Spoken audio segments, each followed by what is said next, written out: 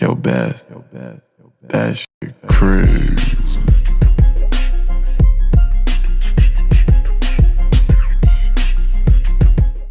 Welcome, everybody, to All Even Live exclusive. My name is Barry Grant Jr., host of the All Even podcast. To my left is Mike Guido, host of Guido's Gridiron Blitz.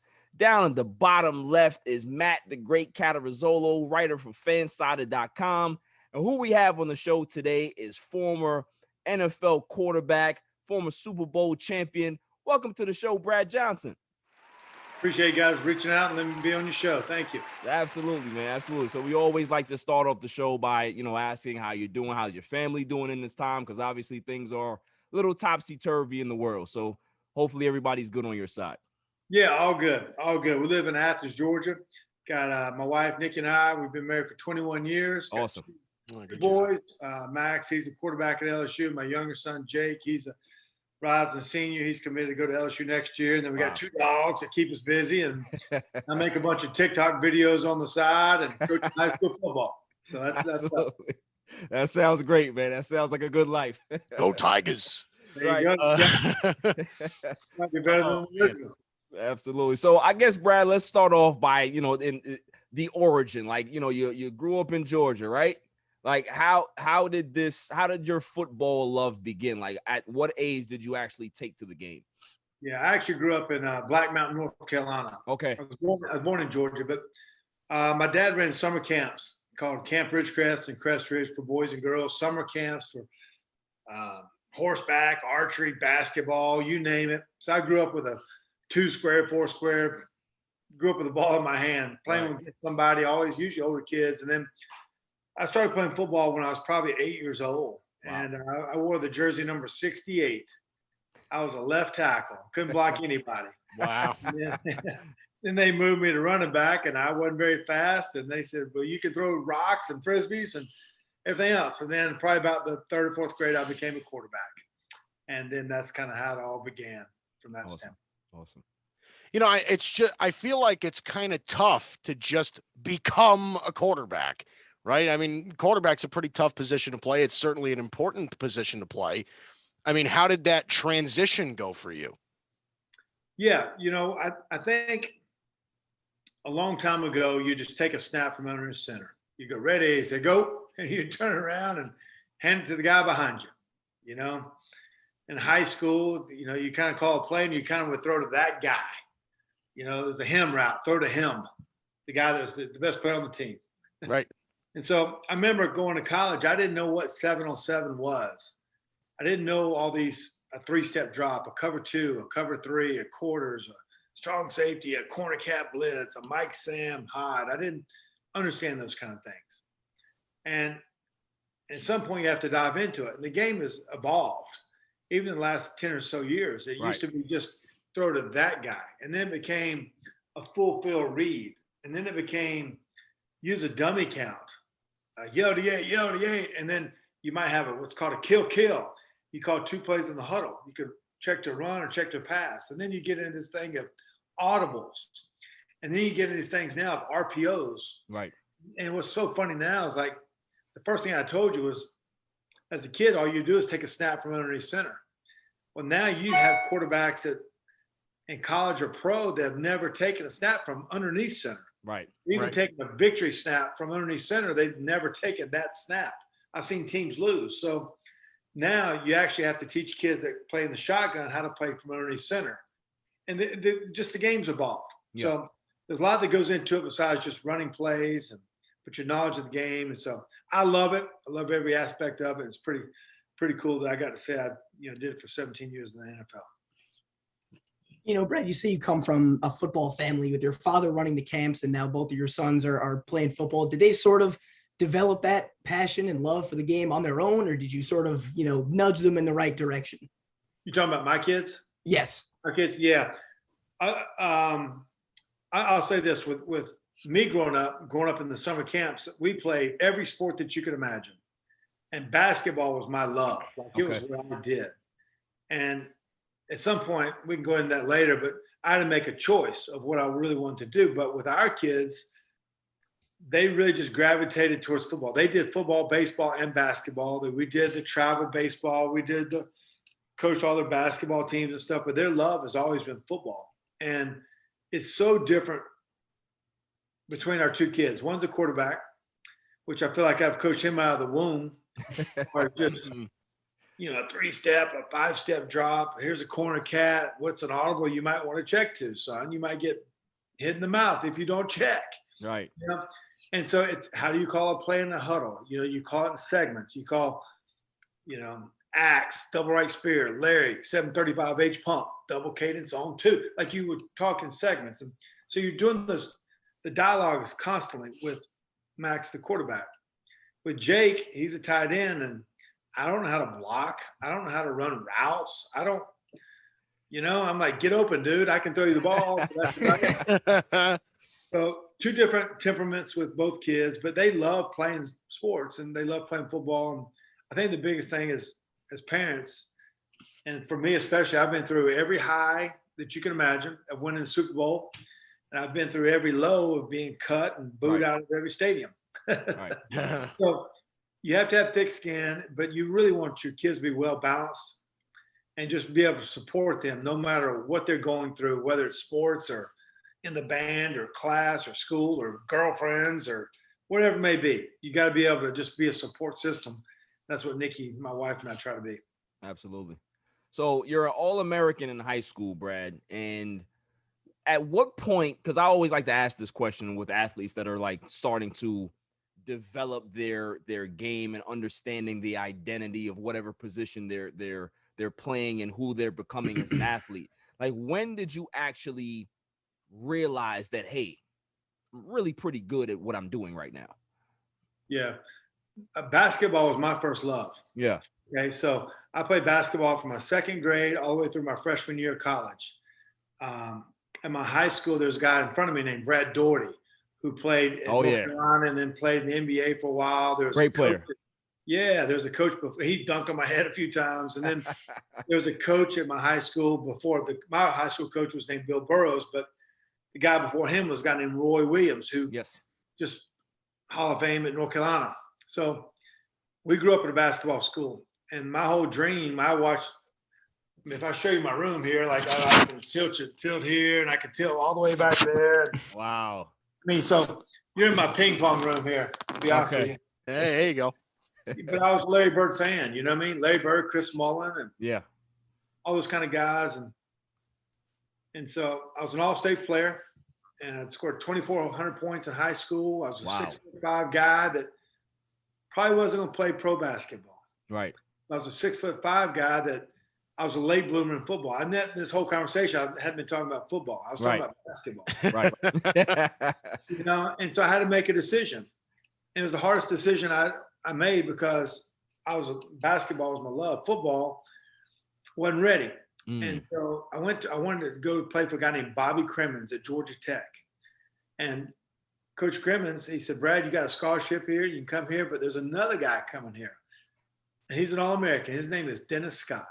And so he ended up having an 11-year career in the NBA, and Dennis Scott doesn't even know me. Dennis Scott changed my life. Helped me choose football. That's amazing, right? It is. And I'd heard of him and all those kind of things, but I knew I had more potential in football. And the guy they were selling me at that point in 1987 was a guy named Vinny Testaverde. He wore the same jersey I did, number 14, 6'5" quarterback who won a Heisman, had a long career. I told Vinny the same story that I wore number 14 because of him. And so it's really pretty cool. That's kind of what I felt like I had more potential. I know it's a long story here, but I felt like I had more potential in football than I did basketball. And I played 2 years of basketball at Florida State, but in the end I had to give it up and go follow my most potential in football. I mean, listen, that was a smart decision that you made, because obviously you saw exactly what your potential, so to speak, would be. So you made the right decision, you know. Yeah. And it's so crazy, right? Because, one of my teammates at Florida State, this guy came in as an all-state, all-American football player himself. And the freshman year at Florida State, he was a punter. Right. And then this guy, he won a Heisman and national championship at Florida State and had an 11-year career in the NBA for the New York Knicks, was Charlie Ward. Right. So we actually had similar stories, but he chose basketball, not just football. And he was College Hall of Fame and all those kind of things. So, but you realize there's many, many great athletes and players that are out there, but you got to find your niche. You got to find your lane and what you're great at, what your passion, what you really want to spend your time at. Absolutely. Now, Brad, we interviewed a relief pitcher for the Los Angeles Angels, a former relief pitcher of the Los Angeles Angels named Ty Buttrey. And he just recently left the game, not because he couldn't make it, he wasn't good enough, but his love for the game just ran out. And it wasn't even really that it ran out. It's that he never really had it in the first place. He grew up in an athletic family. He realized that he could throw the ball really hard and he could throw it over the plate. And that was good enough to get him to the major leagues. But it never clicked for him. It never, he felt like he was just going to be wasting his life away doing something that he didn't love, So I don't think that you're in the same boat, but basketball was your first passion. Did you ever have that feeling of, well, football just doesn't feel the same as basketball? All the way through high school. I can't tell you football was my first love. I actually was quitting my senior year. I wasn't going to play. I missed the first 3 days of practice of my senior year. We had a new high school coach. I can't tell you I ended up making parade All-American in high school, but I can tell you honestly, it's probably more off of potential and size than it was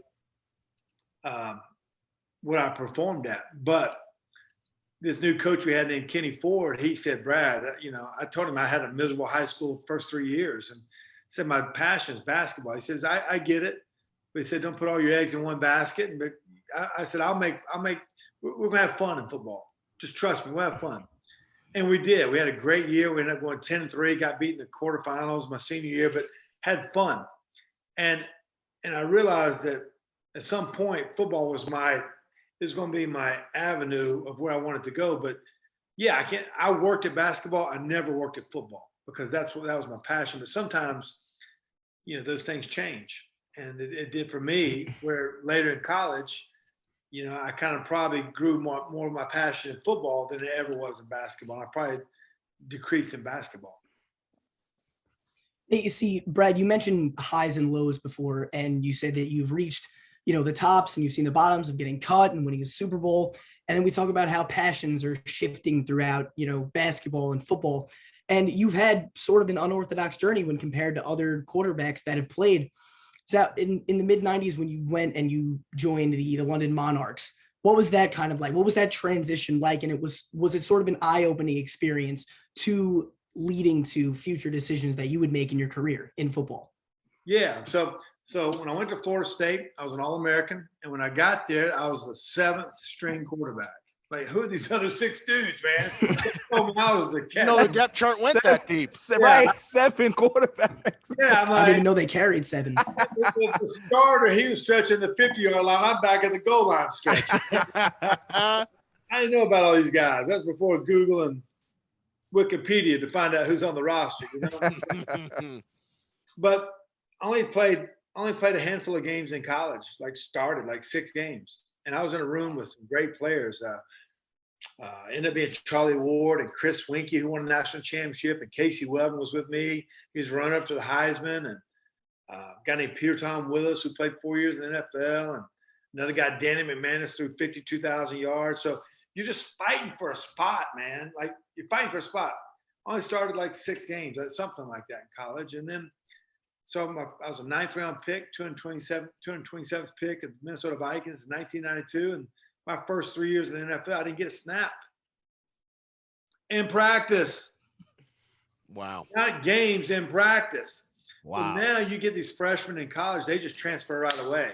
You get these prima donnas and you draft it, you're not playing right away, there's a problem. So every kid has their own little journey, their own process. So in 1995, that's when the World League came back. And I asked to go play in the league. And I'm like, it was different. There were 6 teams in the World League. There was London, Amsterdam, Scotland, Barcelona, Dusseldorf, Frankfurt.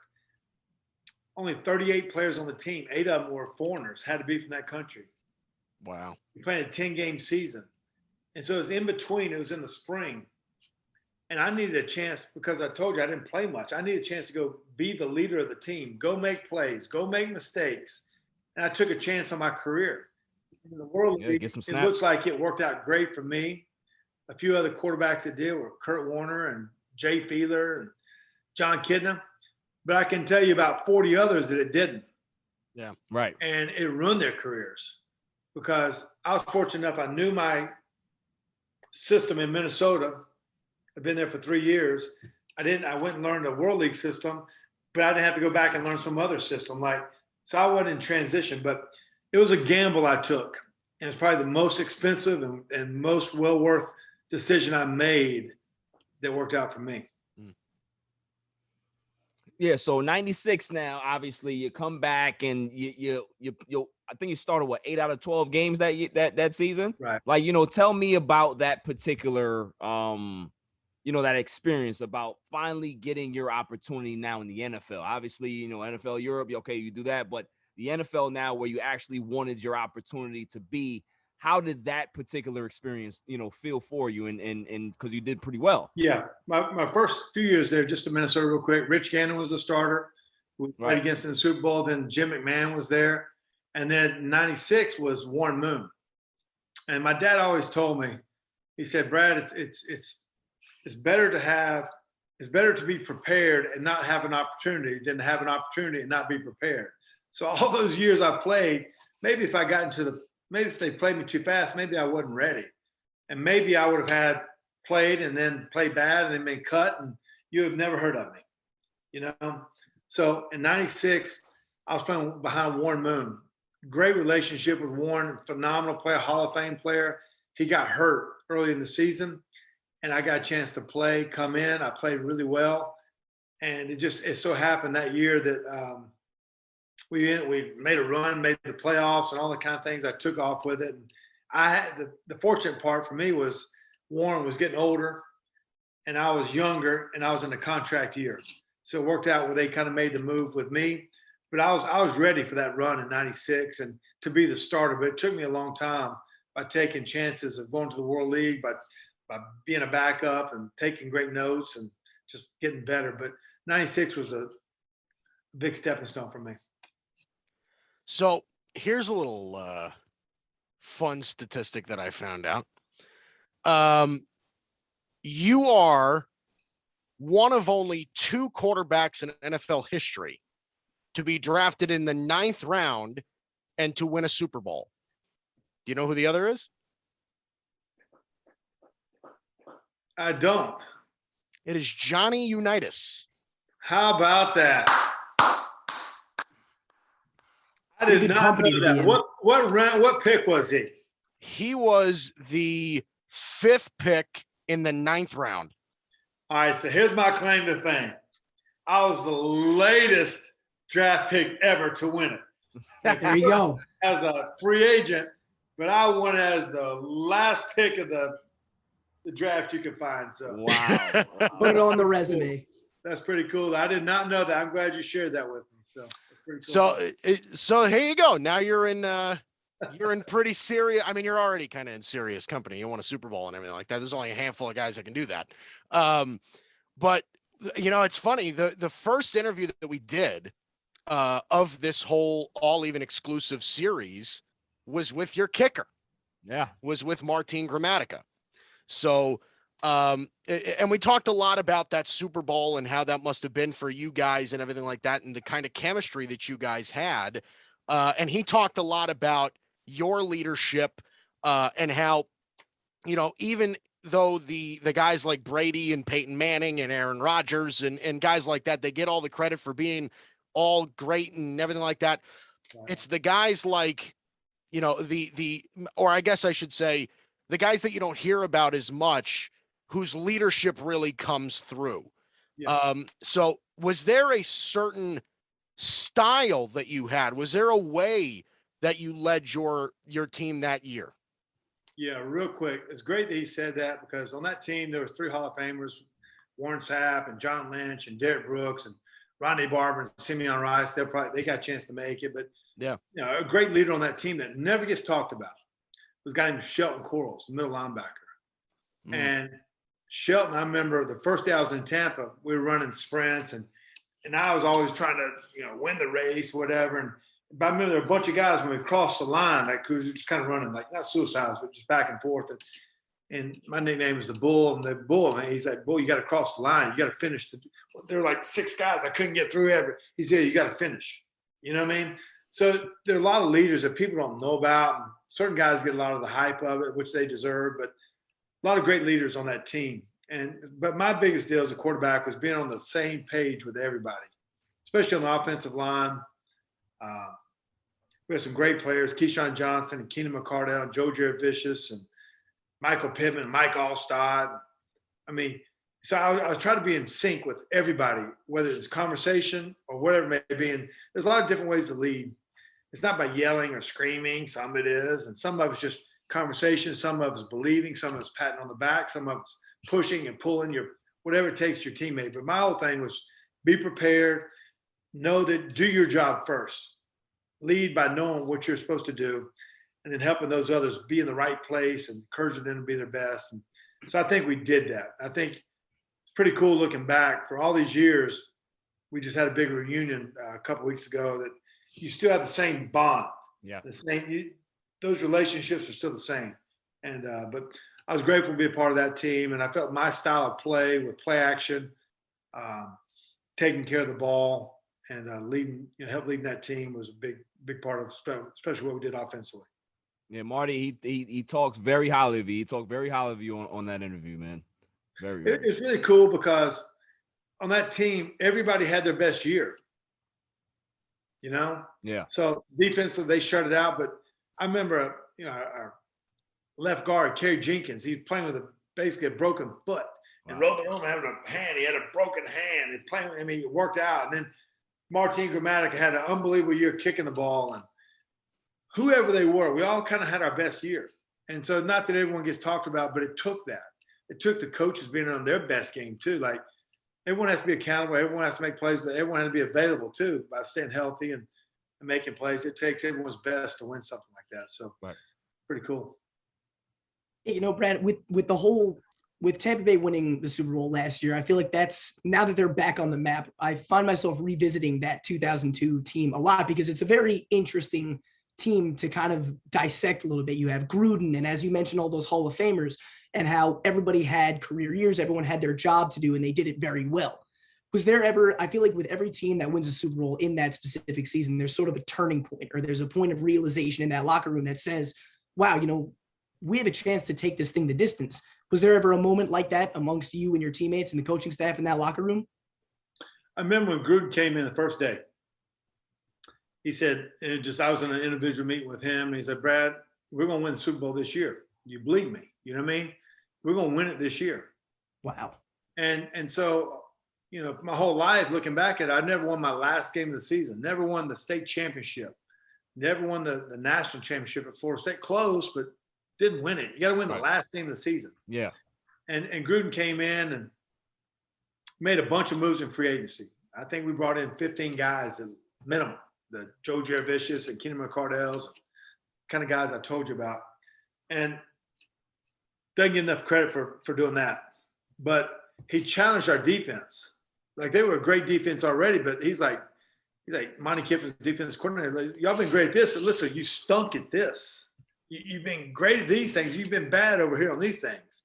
And he challenged them, kind of put a thorn in their side. And then, they were phenomenal. There's no doubt about it. And offensively, we got better and better. We're 3-1 every 4 games. We're 12-4 in the regular season. And I think there were 2 things that happened to me that year. One, we went up to Philadelphia on October 20th that year, 2002. We got our butts kicked.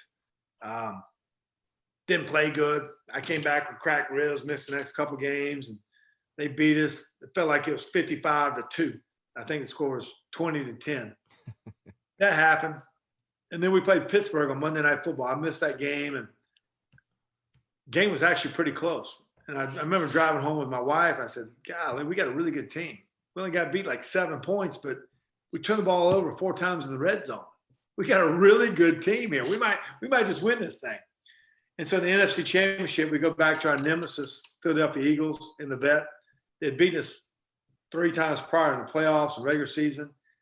playing in the cold, last game of the vet, team that just every time they blitz us, they hit us in the mouth. And we believe. It goes back to what Gruden talked about. You believe we're going to win. And he inspired us, made us better on both sides of the football, and we came through in the clutch. You know what I mean? So it took his leadership, took great players, and took guys like getting over like nightmares of, going to Philadelphia and just believing in each other and getting it done. It's funny, Brad, that you're talking about, your time in Tampa that year, that special year in 2002. But I want to dial it back maybe 2 years before that, because you went from high to an extreme low based on your time in Washington, right? You get traded to Washington. Randall Cunningham is named the starter in Minnesota. You get traded to Washington and you have career highs in basically everything, passing yards, touchdowns. You had a great year. The following year, you throw more interceptions than you do touchdowns. Team finishes 8-8. So did those 2 years kind of prepare you for your opportunity with Tampa? Because, being at that high of a level and then coming down and then not realizing or not really knowing what your next step is. You sign as a free agent with Tampa, but you didn't know what the story was going to be. But, kind of tell me about that time in Washington. Did it actually prepare you for Tampa? I think everything you do, even going back to your childhood days of playing backyard games, all those things, all those stories add up. Gotcha. So when I left Minnesota that year, I'd only started 3 games because I got hurt. I had a broken neck, broken hand, broken thumb. So we made the trade to Washington. My first year in Washington, we win the division, go 10-6. It was a fun year, and we won. We won the first playoff game. Then we lost to Tampa in the second round, and then the next year we made a bunch of moves in free agency. That year, I ended up going 7-4. I was hurt for 5 games, 7-4 on a team that went 8-8. Right. So I felt like I was winning. Yeah. You know what I mean? But as far as putting up the numbers, it didn't go as well as I wanted to. Right. As a quarterback, sometimes you're the hero, you're the GOAT, however you want to be it. But as far as the numbers go, they weren't as good as they were, but I still won a bunch of games. Right. So I felt great as far as the way I played, confident in my abilities to go on to lead a different team. And so I was fortunate enough to be a free agent to move on to Tampa. But, you're going to go through every high and every low. It doesn't matter who you are, whether it's injuries, whether it's the way you play. And so I always try to use those learning lessons to go through. And I felt like I moved them on with me to Tampa after I left Washington. Definitely. I think I would be remiss if I didn't bring up John Gruden again, just because these guys love my Gruden impression. And I actually do have a question after this. Well, okay, here it goes. Love is strong. Glennon, love you, man. Like, I love that guy, man. But you know what? It's funny because he fascinates me. The personality and everything. You saw him a couple of years ago when he was, he's obviously still coaching the Raiders, and you saw him on Hard Knocks, and you really got a deep dive of what he's like. I'm really not into dreams. I'm into nightmares, like that sort of thing. So, I'd love to ask if you have any, funny Gruden stories, but just from a leadership standpoint, from a coaching standpoint, what kind of impact does John Gruden, just the style, the personality that he has, what impact does that have on a team? Yeah, it's huge. I remember when he first got the job, and Tony Dungy, they fired Tony Dungy. Said he wasn't good enough to get us over the hump, and then he goes on to Indianapolis. It was the Super Bowl. He's a Hall of Fame coach. Coaches get hired and fired. So all the time. They certainly do. Comes with territory. But Tony's an incredible coach. He turned around the Yucks to the Bucs and right. whole franchise, and I think that speaks for itself. And when Gruden came in, he brought a different tone also, and made a bunch of moves in free agency that were key for our team. But the biggest thing I tell you, he brought in belief. He challenged the defense. He inspired me. When I first got the job, the first call I made was to Rich Gannon in Minnesota. And Rich is like, he said, Brad, I hate it that he's leaving me, but I'm happy for you. You're gonna love playing for Gruden. I mean, he's gonna program you, is the words he says. He's gonna program program you. You're going to be ready for game days like no other. You're going to learn how to run good plays in versus these certain looks, and you're going to be on top of your game. You'll be more prepared than you will ever be prepared before. And so it's pretty cool playing for Gruden. He's actually probably the easiest coach I played for because you were with him all day long. And so sometimes you'll get with coaches and they'll install the plays and you might have a quick little meeting. Then like, where'd everybody go? And then you're watching film with the QB coach, but you don't have the coordinator, the play caller in there with you. With Gruden, he installs the plays. You talk about the plays. He's in the meetings with you. He's on practice with you. Then you watch the film after practice. It's constant. So you agreed or disagreed on every play, but eventually you were on the same page. That was the greatness of it for playing with Gruden. And I loved it. And his plays are a lot of words, a lot of verbiage, a lot of audibles, a lot of checks, but he taught you system football, and still got a great friendship with him to this day. Yeah, they tease him about that. They tease a spider 2Y banana. They go through the whole thing. Yeah, man, he kind of made a living on it. Here, I got a picture of the guy. Look at this. I don't know if you can see that. Yeah, there you go. That's a good one. That's great. Yeah, it's so crazy. When I was in Washington, it was Monday night game, and there was two things happened. That's when Keyshawn Johnson wrote this book called "Give Me the Damn Ball." Right. And I told my wife, Nikki, I said, I would never want to play with that guy. You know what I mean? How could call his quarterback out? And then I was watching Monday night game. The Jets were playing the Raiders, and Gruden was going off on somebody, yelling and screaming. And I told my wife, Nikki, I said, I would never want to play with that guy either. Next thing you know, I'm playing with my two buddies, Keyshawn and Gruden. We're teammates. So we joined forces, but I love playing with both. I love playing with Keyshawn. He was great to play with, and Gruden, he was awesome too. You know, it was pretty cool in the Super Bowl. There was like a timeout. And he's trying to figure out which play he's going to call: forward, west, right, short, X, short, 200 jet, smoke, X choice, or trips right, zebra left, 58 delta, zebra choice. Like, what are we going to call here? It was just like a moment of silence, and Keyshawn's like, man, you smell that popcorn? And John Gruden's like, yeah, it does smell good. You know what I mean? So they're sitting talking about popcorn, my two best buddies, you know? And pretty awesome, pretty fun time. So, Brett, I want to kind of rewind a little bit because I feel like we sort of glazed over this time period without talking about something pretty huge. October 12th, 1997, playing for the Vikings, game against the Carolina Panthers. You become the first NFL player to throw a touchdown pass to yourself. Take me through that moment and what was going through your mind at that time. Yeah. We're on the 3-yard line playing against Carolina Panthers. The play was called dot left spear, rip Dallas. So basically, fullback's going to go in motion, and then the tight end's going to run a little stick route, and the fullback's going to be in the flat. And I'm going to drop back, and I'm going to throw a touchdown. If I drop back, and it's a 3-step drop, and the ball gets batted up in the air. And so it came back to me, and my eyes glazed. And so at that point, you have a few options. So really, they teach you to bat the ball down. And then, but on the 3-yard line, on third down, I also know that I can lose yards. We're still in field goal range. Right. But when you catch it, the rule is you cannot throw the ball forward twice. So all this it hit me real quick, you know. So I catch it, I make a move, I scramble into the right-hand side, and I dive into the end zone, and then spike the ball and get to the sidelines, and everybody's hitting you on the head, and good job. And whoever they're sitting there, like, man, what took place? What happened there? You know, and then after the game, somebody said, Brad, that was a touchdown pass, but it was a touchdown catch. It's the first time it's ever happened in the history of the game. So it ended up winning the ESPY award for play of the year. And so it's pretty cool, 12 points in fantasy football, and first player that ever did it.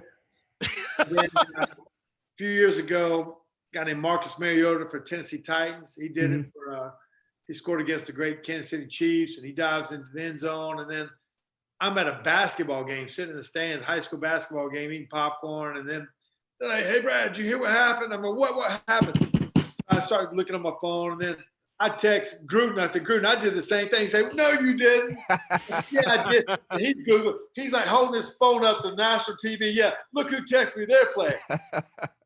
So it's funny how it all happened. But it was a unique play. And so pretty cool to say you're the first one to do it. Definitely. Hey, Barry. Yeah, I know this is going to make you mad. No, you know what? I know this is going to make you mad. Go ahead. So you said that it was 12 fantasy points on one play for a player. Oh, man. Right? See, my league, he hates it. He hates it because I reduce passing touchdowns and receiving touchdowns to 3 points each. So you would have scored 6 points by yourself as a passer and a receiver because, again, 3 and 3 equals 6. You split the difference. Awful. I don't think that's a bad way to run a league, and he hates it. He hates it. Depends on what league you play in.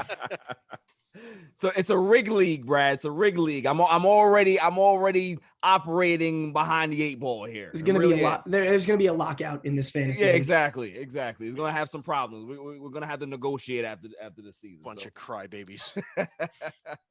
Well, Brad, so you end up, your time in Tampa is over.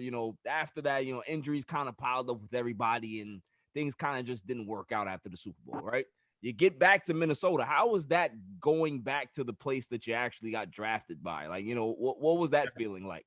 Yeah, I was getting older at that time, and then I took free agent trips to Miami, Chicago, Seattle, and then Minnesota with my teams. Yeah. And then I was like, what am I doing here? You know what I mean? So I got my kids was like, I think they were like 5 and 3, somewhere around that age. And I'm like, let me go back to somewhere where I know. Right. I knew the city. I knew the system. Mike Tice was there. I didn't want to go learn a whole new system all over again. Dante Culpepper was starting quarterback. I thought they had a really good team. I felt like it was just a good fit for me. And so it was kind of strange when I first went back, like, backing up, but I was fine with it, because that was what I signed up for. And then I felt really just happy being back in Minnesota. So it was a great move. And then team got off to a rough start. And then I think we were like 2-5. Dante Culpepper got hurt, tore up his knee down in Carolina. Then I ended up starting the rest of the season. And it's it was a fun year for me. I think I ended up going 7-2 as a starter and almost made the playoffs after, kind of the run. But is that you kind of got to make moves, just what's best for your family too at that point too. Absolutely. So you played for the Dallas Cowboys, and Barry and I are Cowboy fans. Matt's not. Matt's a stinky old Giants fan. So you're now playing for, and again, this is the later part of your career. You're now playing for the largest brand in American sports. Is there a certain level of anticipation, pressure, anything that comes with that? Yeah, I grew up a Washington Redskins fan as a kid, growing up in North Carolina. So I hated the Dallas Cowboys. All right. And Danny White, and all those guys, but had a lot of respect for them just because they were so good. But I went to Dallas. I was actually coordinated with Jason Garrett. I brought him to Tampa with me, and then he brought me to Dallas with him as a backup to Tony Romo. But when I didn't realize how big the franchise of the Cowboys were, to be honest with you, they're going to get 6 night games a year automatically. 6 night games. You're going to get the ESPN games, the ABC game. And the crowds that show up to the game. It's kind of, they're there 6 hours before the game. They're ready. And then on the sidelines, you're going to see all these celebrities on the sidelines doing warm-ups. And it's just more, is what I'm saying. That's what Jerry Jones brings to the table. And, it seems like ESPN headquarters are located in Dallas. There's a story about the Dallas Cowboys and those kind of things. But my first year there, we were 13-3, had a great team. Number 1 seed in the NFC, and got upset by the Giants, who went on to win the Super Bowl. They won the Super Bowl that year with Eli Manning, and then the next year, it was kind of a weird year for the whole team, and then kind of happened. But I really love playing. I love playing for the Cowboys. It was really cool being in the room with Tony Romo. Extremely one of the best athletes I've been with in a weird way. Like, he's really good at soccer. He's really good at tennis. Great golfer. He made things fun. You know what I mean? It was just fun being around Tony and that kind of team, and Jason Witten, and there are a lot of great players on that team. So let's fast forward a little bit to today. We're talking about the Bucs. You know, they're always have a special place in your legacy, in your life. They get Tom Brady to sign over, Rob Gronkowski, Antonio Brown, and all of a sudden, here they are, right? When that happened, when that free agent frenzy was over with Tom Brady's departure from New England and choosing to come to Tampa, did you, in your mind, say, like, he's going to win down there? And did you think that it was going to happen in his first season? Yeah, it was a bold move by him. I mean, the place he'd been, I don't know, 21 years maybe, or whatever it was in New England.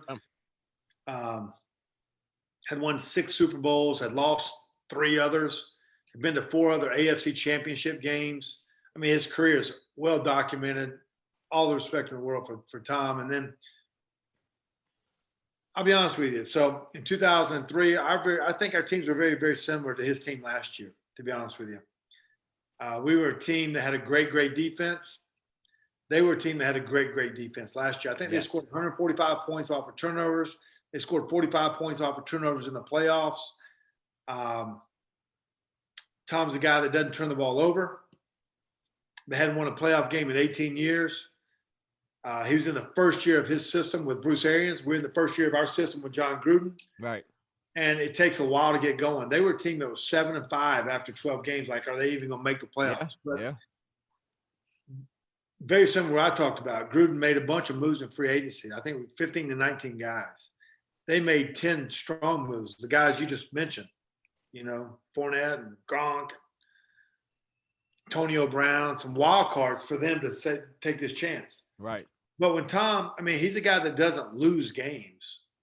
You know what I mean? He really doesn't. And you're going to be in games. You may not win them sometimes, but you're going to be in the game every time. And what he does, he gives you belief.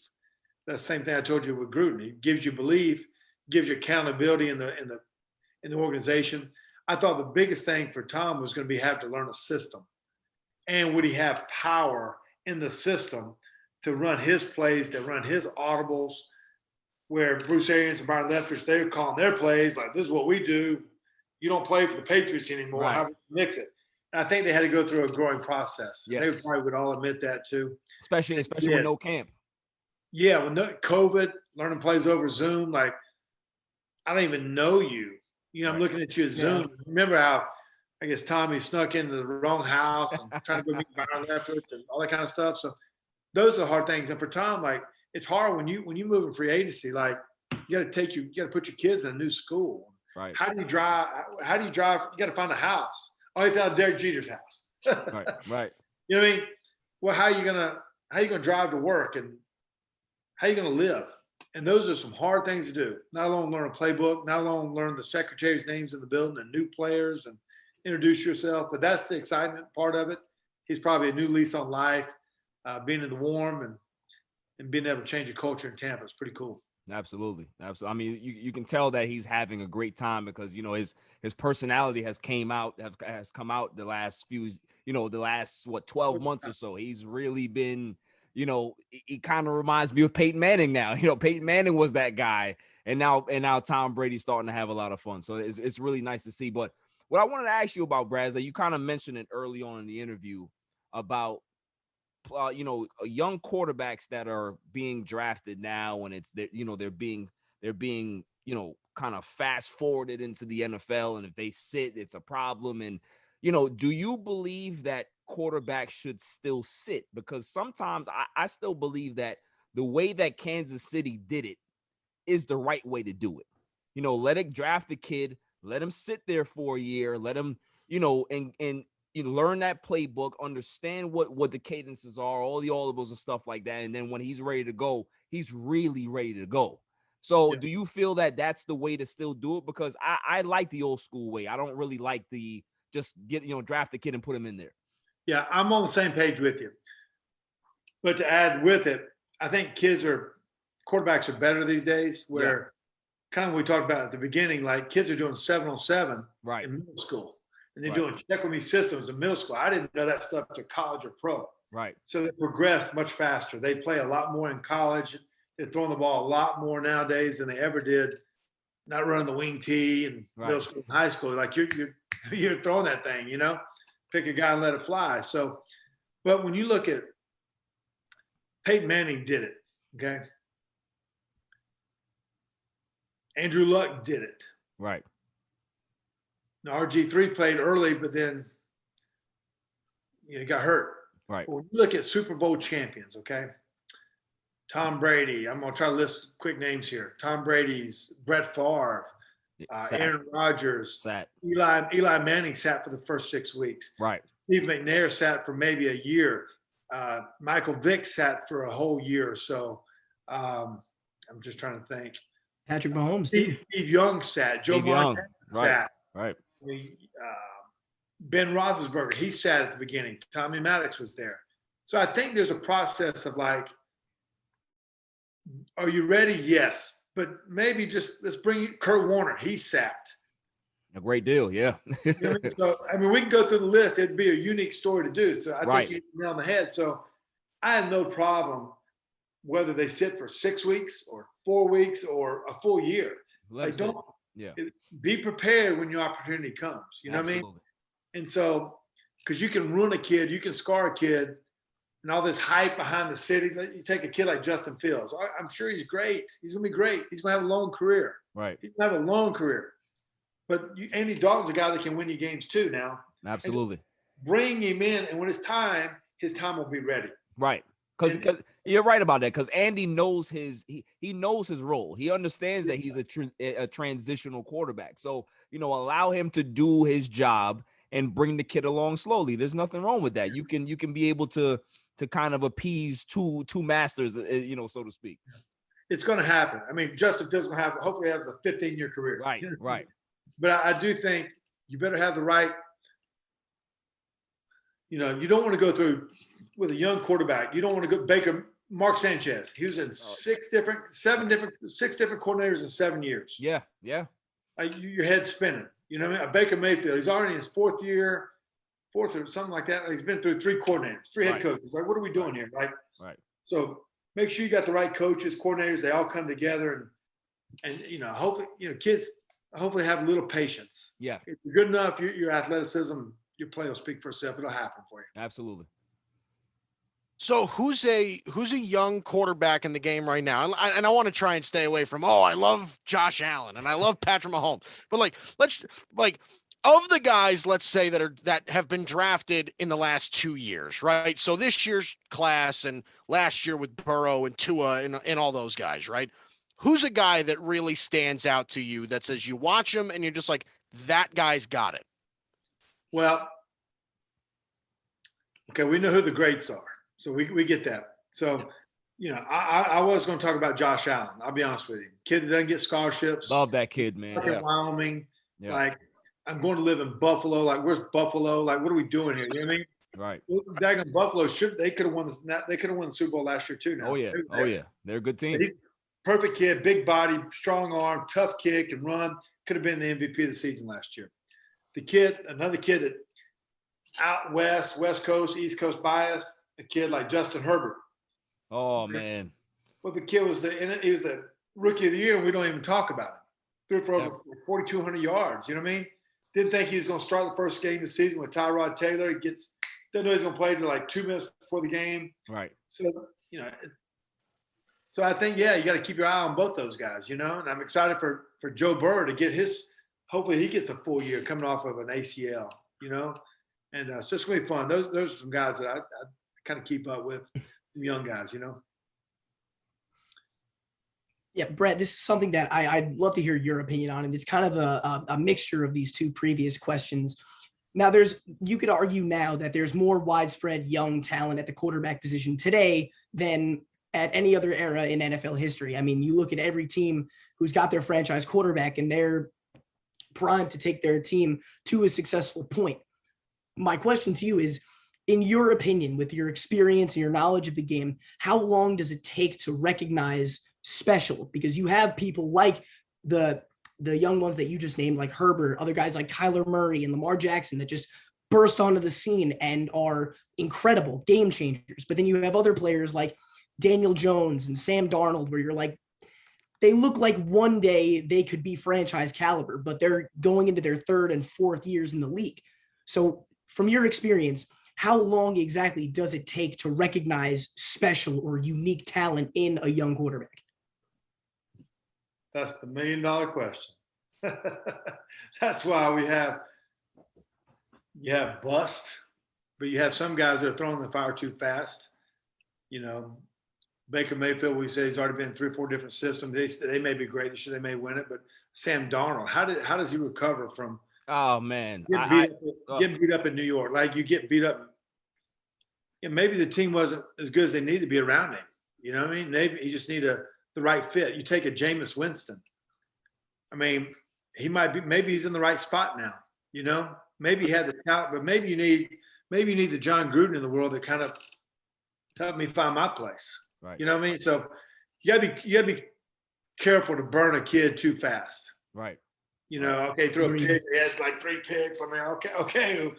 Johnny Unitas, man, I bet he had a couple hundred picks. You know what I mean? So those things happen.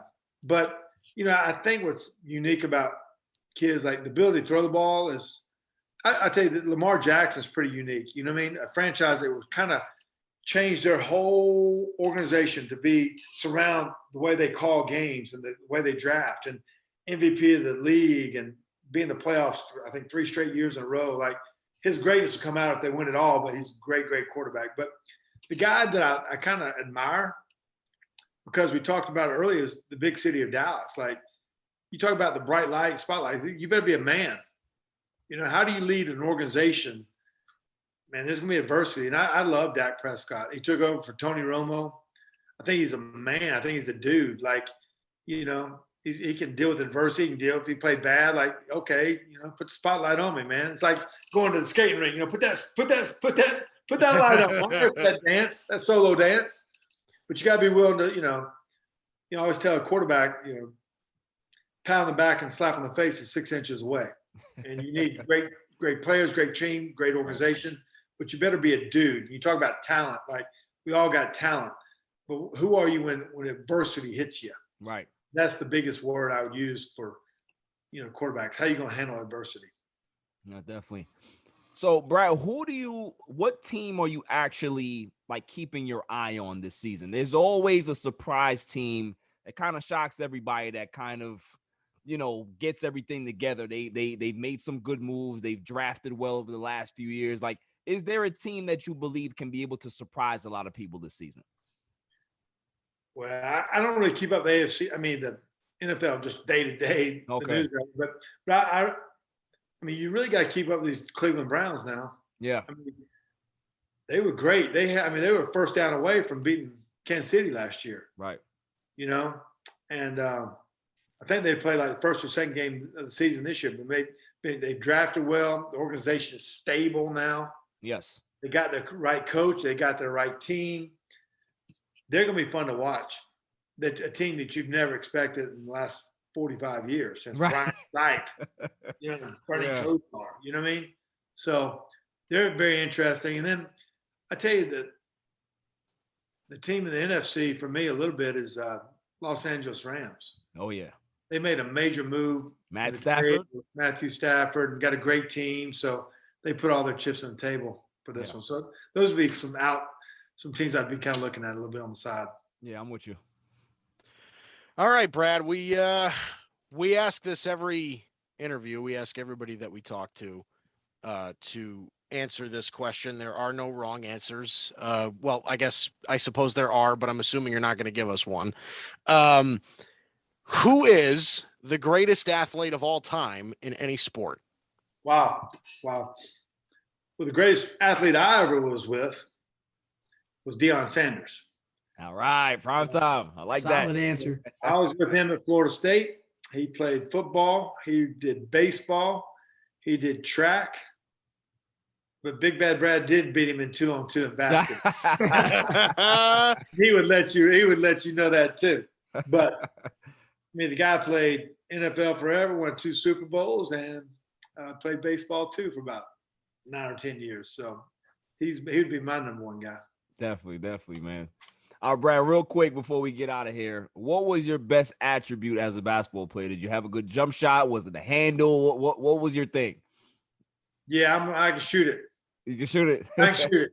Yeah, get on my TikToks. You'll see my game. I have to check that out. Hey, I'm a trick shot guy now. TikTok. Yeah, I'm a trick shot guy now, but nah, I shoot the eyes out of it. All right, cool, man. Listen, Brad, this was great, man. Thank you for coming on the show. This was really a lot of fun.